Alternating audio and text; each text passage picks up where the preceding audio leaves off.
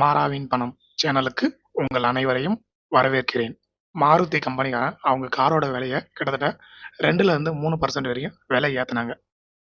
இதே மாதிரி மாருதி கம்பெனிக்காரன் விலை ஏத்துனதுனால இப்போ ஹுண்டாய் கம்பெனியும் அவங்க காரோட விலையை ஏத்துறதா முடிவு பண்ணியிருக்காங்க.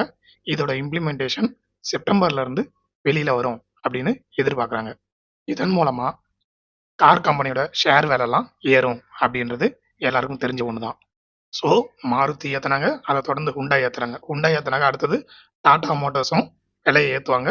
மேபி இவங்க நவம்பர், டிசம்பர் இந்த டைம்ல விலையை ஏத்துவாங்க. இப்படி ஏத்துனாங்கனாக்கா எல்லா கம்பெனியுமே கிட்டத்தட்ட 2லேருந்து 3% வரைக்கும் அவங்களுடைய கார் விலையை ஏத்துவாங்க. அதன் மூலமா 5லேருந்து 6% வரைக்கும் ஷேர் மார்க்கெட்லயும் அவங்களுடைய ஷேர் விலை ஏறும் அப்படிங்கிறது முடிவாகி இருக்கு. இந்த நேரத்துல டாடா மோட்டார்ஸ், ஹுண்டாய், மாருதி இதெல்லாம் ஷேர் வச்சிருக்கவங்க கொஞ்சம் கவனமா ட்ரை பண்ண பாருங்க. ஆல்ரெடி என்கிட்ட டாடா மோட்டார்ஸ், டாடா ஸ்டீல் இதெல்லாம் இருக்கிறதுனால அதில் நான் ஒன்றா ட்ரை பண்ணிக்கிட்டு இருப்பேன்.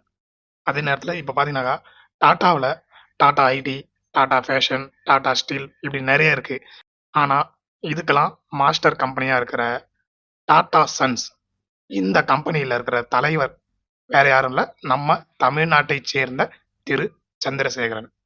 இவர் நான் என்னோட ஜாபை ரிசைன் பண்ணுறேன் அப்படின்னு அனௌன்ஸ் பண்ணிட்டாரு. ஸோ இமீடியட்டாக அவங்க மீட்டிங் அரேஞ்ச் பண்ணாங்க. அவருடைய ரெசிக்னேஷனும் அக்செப்ட் ஆயிடுச்சு.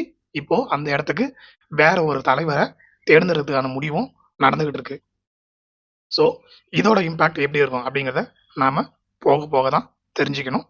புதுசாக வரவங்க எப்படி பெர்ஃபார்ம் பண்ணுவாங்க அப்படிங்கிறதையும் நாம பொறுத்து இருந்து தான் பார்க்கணும். இந்தியாவில் மிகப்பெரிய பேங்கிங் செக்டார்ல ஒன்றா இருக்கிற ஹெச்டிஎஃப்சி பேங்க் கிட்டத்தட்ட ஒரு 2-3 மாசமா அவங்களுடைய ஷேர்ஸ்ல நிறைய பிரச்சனை இருக்கு, பேங்க்ல நிறைய ப்ராப்ளம் இருக்கு அப்படின்னு ரொம்ப தடுமாற்றத்துல இருக்கிறாங்க.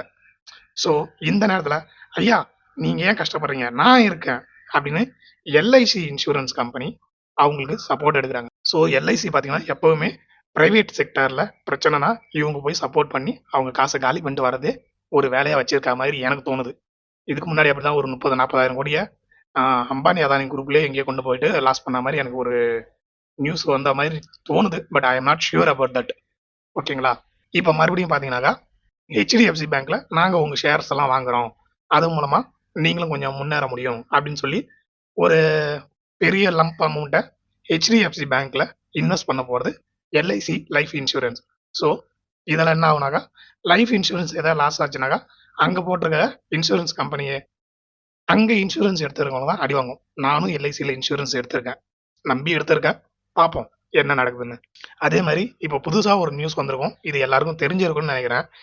எஸ்பிஐ பேங்க்ல 4 தடவைக்கு மேலே கார்டை யூஸ் பண்ணி பணம் எடுத்தாக்கா அதுக்கு 4வது தடவைக்கு மேலே எடுக்கிறவங்களுக்கு ஒரு சார்ஜ் அப்ளை பண்ணப்படும் அப்படின்னு சொல்றாங்க. இது யார் யாருக்கெல்லாம் பொருந்துன்னு பார்த்தீங்கன்னாக்கா 50,000, 60,000 இல்லை 4,000, 5,000 அக்கௌண்ட்ல வச்சுக்கிறான் தெரியுங்களா. இன்னைக்கு ஒரு 1,000 ரூபாய் எடுத்தா போதும், மீதி அக்கௌண்ட்லேயே இருந்தால் தான் சேஃப்டியா இருக்கும் அப்படின்னு நினைக்கிறான் பார்த்தீங்களா, அவன் தலையில் தான் இது வந்து விடியும். ஏன்னா லட்சக்கணக்கில் வச்சிருக்கவன் அந்த மாதிரி போய் எடுக்க போறது இல்லை.